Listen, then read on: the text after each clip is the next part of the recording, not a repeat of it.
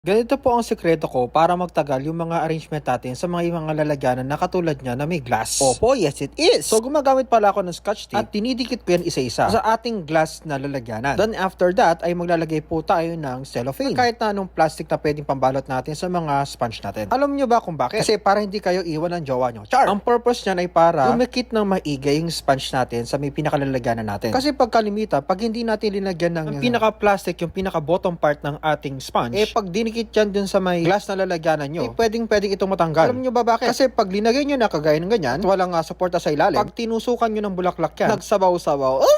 Ayan pag tinusukan na. Guys, pag tinusukan natin, nagsasabaw kasi yung sponge na yan. So, kailangan natin lagyan ng doble protection like na plastic na yan. Unang-una, para hindi tumagos yung katas ng sponge dun sa pinagdikitan natin yung ating glass na lalagyanan. And as you can see, nakikita nyo naman, yung mainit na hot glue ay linalagay ko at dikit na dikit talaga siya. So, ito lang ang tip ko para sa inyo lahat. Sana'y may natutunan